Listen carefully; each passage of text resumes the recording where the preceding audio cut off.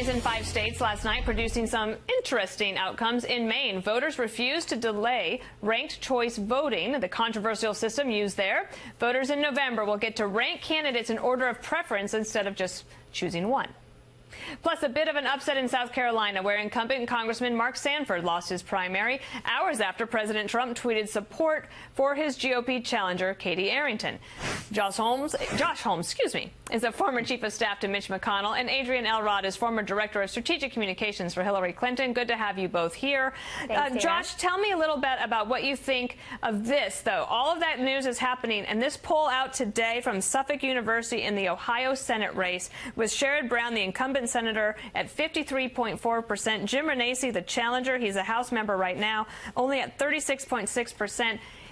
One of the things that Renacci had told Mitch McConnell, and Mitch McConnell had agreed, is that Ohio could be an actual Republican pickup. How's that looking right now? Well, look, it's a competitive state. It's always been a competitive state. I think we're really at the nascent stage of the Senate race in Ohio. We're just through the primaries. We've gotten to a point where that electorate basically hasn't redefined itself. And I think when you see Trump voters come home and support the Republican ticket, that's going to tighten up pretty considerably from where it's currently at. And Adrienne, when you look at these primary results last night, so for example, Katie Arrington winning against Mark Sanford in that primary, because she said he was not supportive enough of President Trump. Listen to Senator Bob Corker on what he said about Republican senators being kind of scared of the president. The United States Senate right now, on June the 12th, is becoming a body where, well, we'll do what we can do, but my gosh, if the president gets upset with us, then we might not be in the majority. And so let's don't do anything that might upset the president.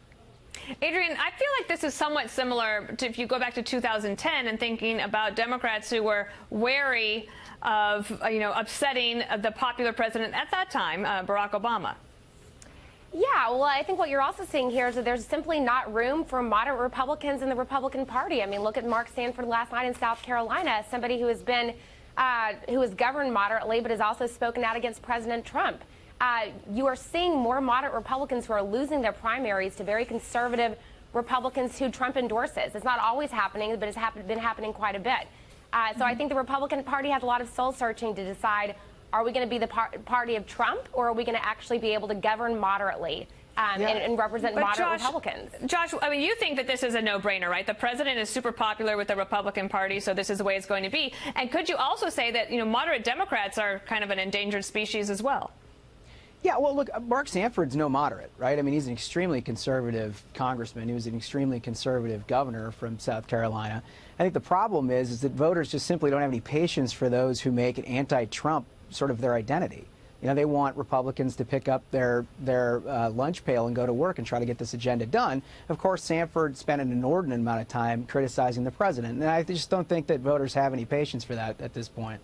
Adrienne, let me also ask you about something I know that Democrats are proud of. Republicans have some numbers that they can point to, but the number of women candidates who are running for the as a part of the Democratic Party, they're winning in big time. Cook Political Reports' David Wasserman tweeted this: remarkable. After tonight, Dems have nominated women in 73 out of 150, that's 49%, of House races, excluding Dem incumbents. On the Republican side, it's about 16%, 18 out of 112.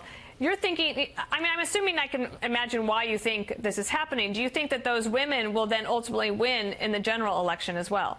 Yeah, I do, Dana, and thank you for letting me talk about my very favorite topic to talk about, which is all the women who are winning at record amounts in the Democratic Party. If a woman is running against a man or several men in a primary on the Democratic Party side, the chances of her winning are something, I think, around 90–92% at this stage of the cycle.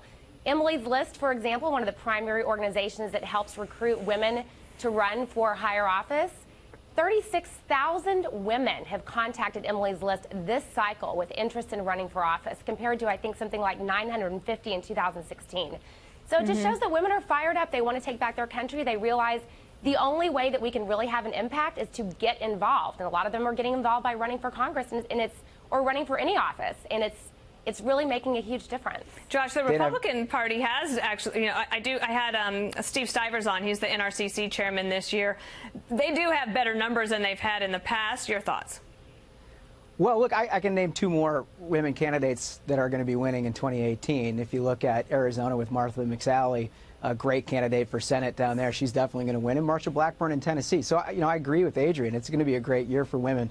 It's not just going to be a great year for liberal women. It's going to be a great year for women across the border, and I think Republicans are excited about that, too.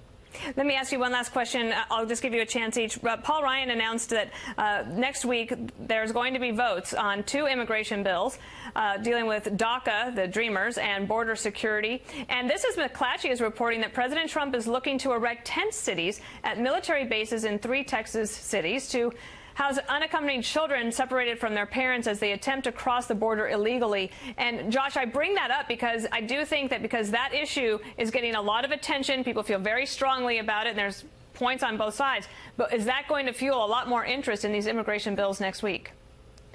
Well, I certainly hope so. And, I think what Speaker Ryan is trying to do is get to an outcome here. And what we've seen too much of in the last couple of years, and last year in particular, is particularly on the Democratic side, they want the issue, they don't want it resolved. And when President Trump came out and made some accommodations to say, we'll go ahead and do DACA if we can also build a wall, have some border security, and do some modest reframing of chain migration, Democrats said no. And so, my hope is that we can get beyond that sort of partisan corners outlook of this and actually get to a solution here. Adrienne, do you think if next week, if the legislation looks like something that could help solve the problem but maybe take away the political tool that the Democrats would want to use in the fall, that would be worth it? Look, I'm going to respectfully disagree with my friend Josh here. Democrats have made it very clear from the very beginning of this debate that we will come to the table, we will negotiate on this. You actually just said, Josh, that we would allow for some sort of border security funding, some sort of funding for the wall in order to create a path of citizenship for Dreamers. So, the real loser here are the Dreamers, the people who are living in limbo in this country, who don't know if they're going to be deported or not.